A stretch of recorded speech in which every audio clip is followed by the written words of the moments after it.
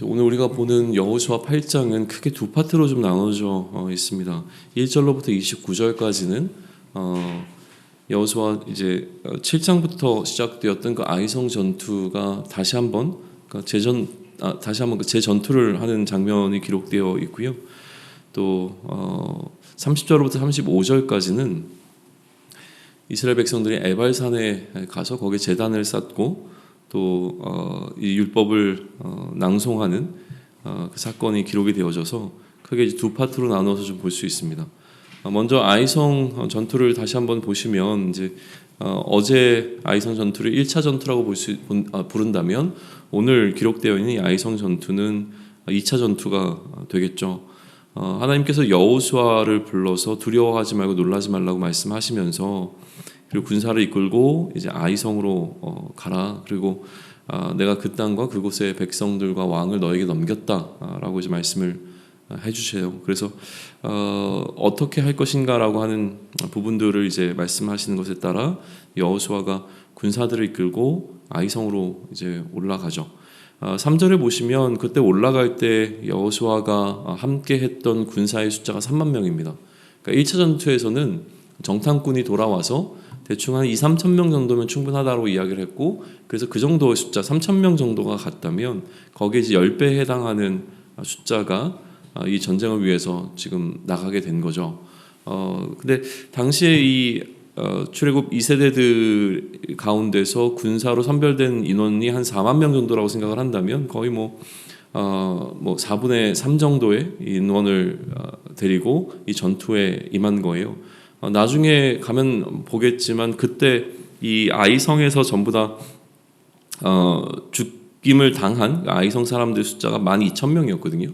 그러니까 그렇게 따져 보더라도 굉장히 그러니까 1대3 정도의 숫자를 가지고 이 아이성 전투를 갔는데 방식이 좀 특이했습니다. 그러니까 여리고성과는 전혀 다른 방식으로 하나님께서는 이들과 전투할 것을 말씀을 하셨는데 이제 매복하는 방식이었어요. 그래서 매복하고 있다가 일부가 매복하고 있다가 이제 앞에서 보여지는 군대가 도망하게 되어지면, 그러니까 도망치라는 거죠.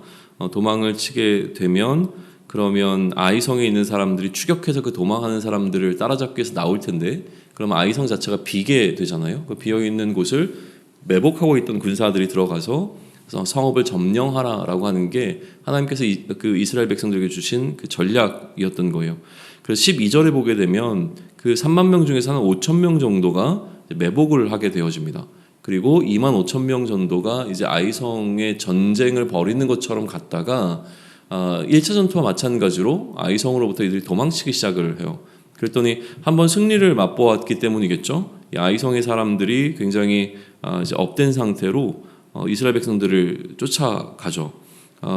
그렇게 갈 때에 지금 매복해 있던 사람들이 이야기했던 것처럼 아이성으로 들어가서 이제 전쟁을 해서 그곳에 있는 것을 모두 멸하게 되어지는데, 이때 좀 주목해 볼 수 있는 것은 무엇이냐면 이 전쟁을 치를 때 여호수아가 손에 단창을 하나 들고 있었어요. 그러니까 18절에 보게 되면 단창을 하나 들고 있었고 그 단창을 이제 아이를 가리키면서 서 있었다라고 하는 것이죠.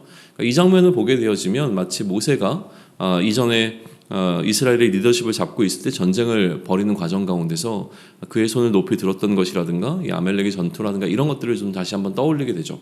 그러니까 이제 여호수아가 모세를 대체하는 리더십으로서의 어떤 전쟁의 리더십을 그대로 이어받아 가고 있는 것을 우리는 이 장면을 통해서 보게 되어지는 게 또 하나 이제 주목해 볼 수 있는 포인트입니다.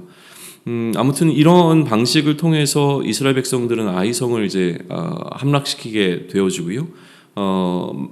그 아이성에 관한 이야기의 마지막 부분에 가게 되어지면 전체를 다 불살르고 거기에 이제 그러니까 무더기를 좀 만드는 일을 28절에 한다든지, 아니면 아이 왕을 저녁 때까지 나무에 매달아 두었죠. 여러 가지 의미가 있겠지만 어쨌든 나무에 매달아 두었다가 하나님께서 명령하신 대로 그 해가 질 때에는 다시 이것을 시체를 나무에서 내렸습니다. 왜냐하면 계속 그렇게 달려 있으면 그 땅이 이제 저주받게 되어지기 때문에 이 거룩한 땅을 좀 유지하기 위해서 다시 좀 내리게 되어지는 어떤 이런 것들이 아이성 2차 전투의 내용들을 좀 이루고 있는 구성 요소들입니다.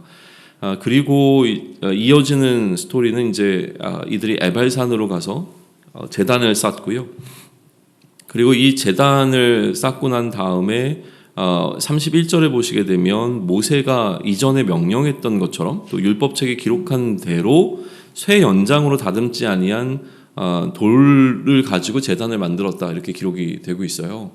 그러니까 신명기에 이미 한번 언급이 되어져 있거든요. 신명기 11장 29절에 보시면 내 하나님 여호와께서 내가 가서 차지할 땅으로 너를 인도하여 들이실 때에 너는 그리심산에서 축복을 선포하고 에발산에서 저주를 선포하라 라고 하는 이 명령을 모세가 이스라엘 백성들에게 주었어요. 그리고 신명기 27장으로 가게 되어지면 오늘 지금 이 여호수아와 이스라엘 백성들이 하고 있는, 그러니까 다듬지 않은 돌을 가지고 제단을 쌓는 거라든지 아니면 돌에다가 이제 석회를 바르고 그 위에 율법을 기록하라든지 모세가 구체적으로 이들이 가나안 땅에 들어가게 되면 행해야 되는 일에 대한 어떤 미리 이야기했던 신명기 27장의 내용을 그대로 이들이 하고 있고, 특별히 또 신명기 28장에 가게 되면 그곳에서 이들이 선포해야 되는 축복과 저주의 내용이 있는데 그것을 이제 그대로 이들이 하고 있다라고 하는 것이죠. 그것에 관한 부분을 이 30절로부터 35절까지는 기록하고 있습니다. 그러면 이 여호수아 8장을 통해서 우리가 좀 묵상의 주제로 좀 삼고 주목해 보아야 될 포인트들이 어디 있는가라고 하는 부분인데요. 뭐 기본적으로는 아이성 1차 전투와 아이성 2차 전투의 비교이겠죠. 그러니까 아이성 1차 전투의 실패의 원인은 무엇이었고 아이성 2차 전투의 이제 승리의 요인은 무엇이었는가였는데, 그들 가운데 부정함이 있었던 부분들이 해결되어지고, 그러니까 아간의 죽음을 통해서 그들 안에 있었던 문제가 이제 제거되고 난 이후에 다시 거룩해진 이스라엘의 공동체는 하나님과 함께하는 과정을 통하여서 승리를 맛볼 수 있게 되었다라고 하는 것이 기본적으로 이 아이성 1차와 2차 전투가 우리에게 주고 있는 메시지일 겁니다. 그런데 여기서 이제 문제가 되었던 부분, 그러니까 아간이 문제가 됐던 부분은 무엇이냐면 그들이 이제 승리를 거두고 나서 그곳에서 소위 얘기하면 탈취물로 얻을 수 있는 어떤 전리품을 하나님께 바쳐진 것인데도 불구하고 아간이 자신의 소유로 삼았다는 것이 이제 문제가 됐던 거잖아요. 그러니까 어떤 게 문제냐면 아간 안에 이것을 취하고 싶은 욕심이 이제 들어왔던 것이 문제라고 하는 것이죠. 그러면 이제 우리는 이 아이성 2차 전투를 진행할 때 자연스럽게 어디에 좀 포커스를 두겠습니까? 이스라엘 백성들이 여리고성 전투를 할 때 아간처럼 무언가를 취하는 방식으로 이 아이성 2차 전투도 또한 그런 방식으로 진행하면 어떡하지라고 하는 걱정이 있을 수 있단 말이에요.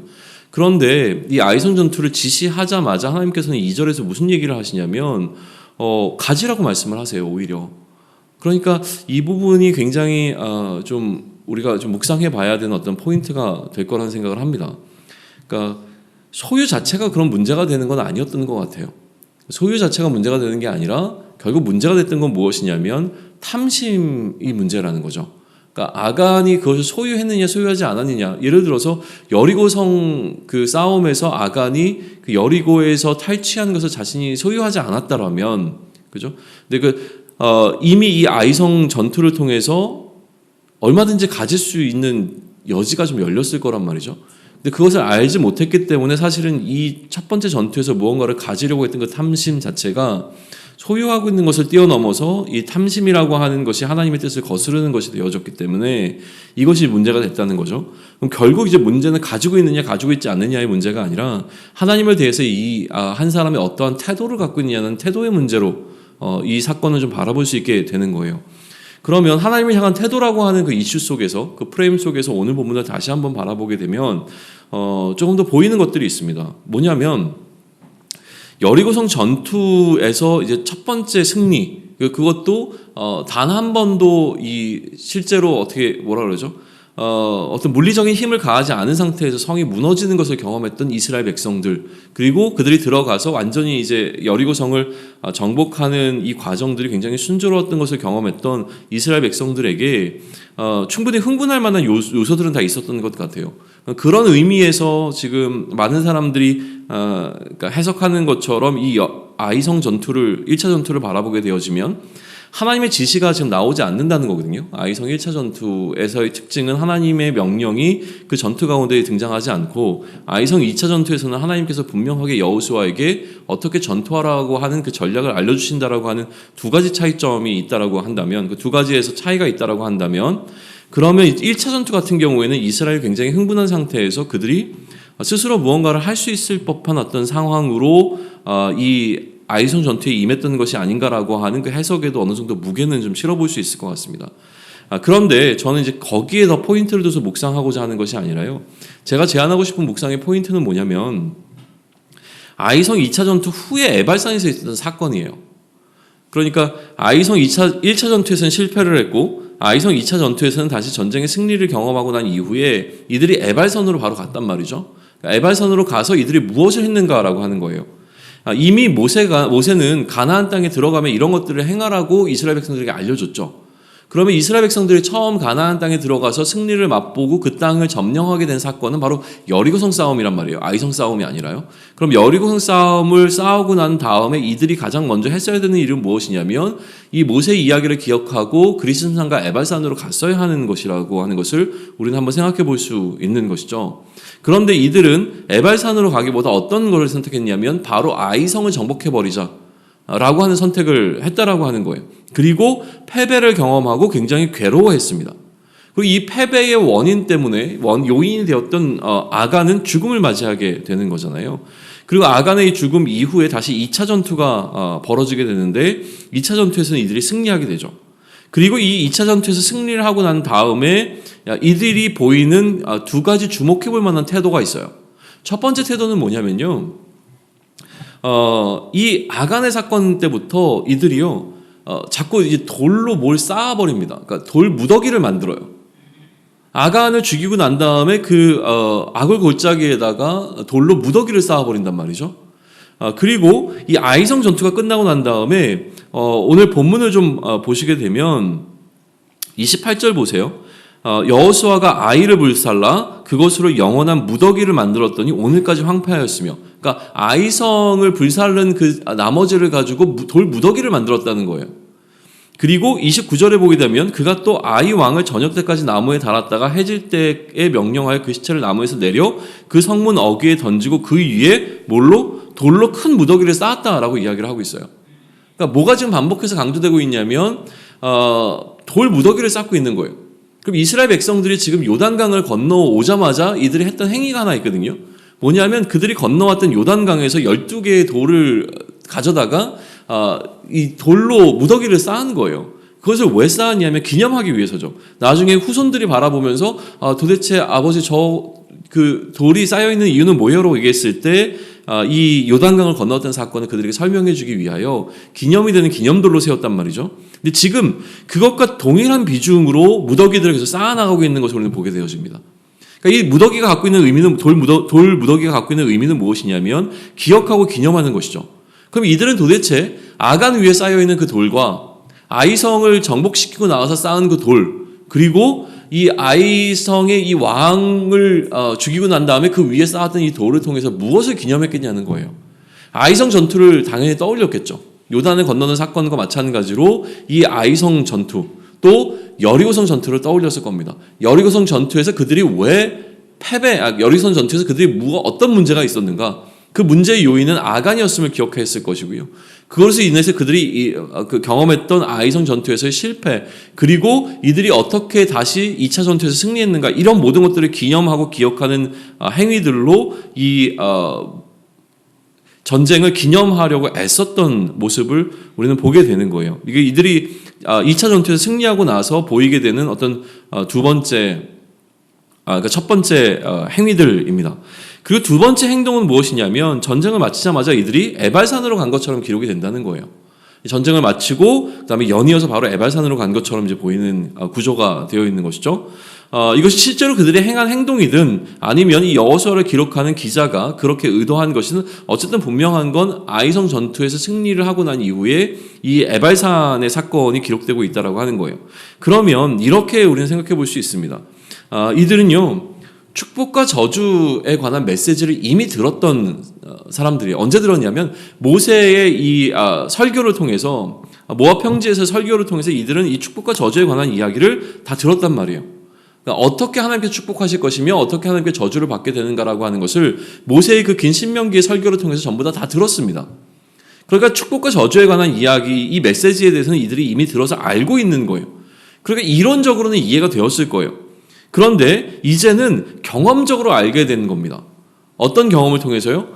여리고성 전투와 아이성 전투를 통해서 이들은 무엇이 축복이고 무엇이 저주인지라고 하는 것을 그냥 머릿속으로 이론적으로 깨달은 것이 아니라 실제로 하나님과 함께 동행하는 과정 속에서 이것을 경험하게 된 것이죠.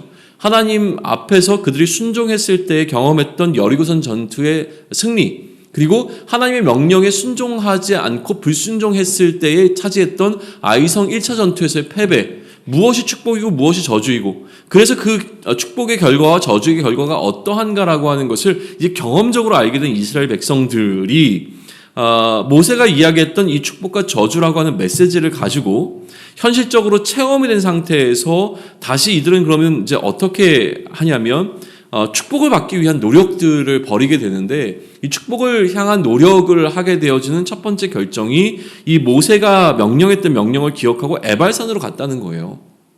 그러면 에발산에 가서 이들이 했던 것은 무엇인가라고 하는 것인데, 에발산에서 이들이 했던 그 사건의 안에 들여다보면 세 가지 이벤트가 기록이 되어져 있습니다.